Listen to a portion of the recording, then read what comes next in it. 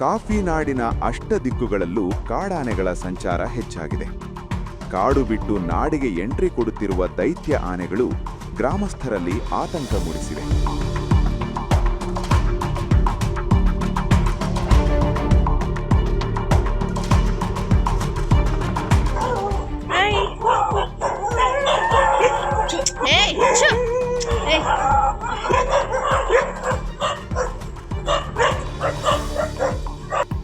ಮಂಜಿನ ನಡುವೆ ಗ್ರಾಮದ ರಸ್ತೆಯಲ್ಲೇ ದೈತ್ಯ ಕಾಡಾನೆ ನಿಧಾನವಾಗಿ ನಡೆದುಕೊಂಡು ಹೋಗುತ್ತಿರುವ ದೃಶ್ಯ ಸ್ಥಳೀಯರ ಮೊಬೈಲ್ನಲ್ಲಿ ಸೆರೆಯಾಗಿದೆ.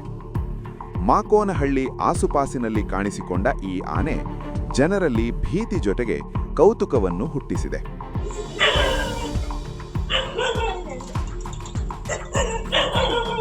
ಒಳಗ್ ಬನ್ನಿ ಅಣ್ಣ, ಒಳಗ್ ಬನ್ನಿ.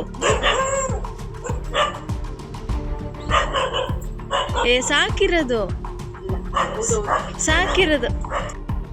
ಮೂಡಿಗೆರೆ ತಾಲೂಕು ವ್ಯಾಪ್ತಿಯಲ್ಲಿ ಕಾಡಾನೆಗಳ ಓಡಾಟ ಹೆಚ್ಚಾಗಿರುವ ಹಿನ್ನೆಲೆ ಅರಣ್ಯ ಇಲಾಖೆ ಎಚ್ಚರಿಕೆ ವಹಿಸಬೇಕೆಂದು ಸ್ಥಳೀಯರು ಆಗ್ರಹಿಸಿದ್ದಾರೆ.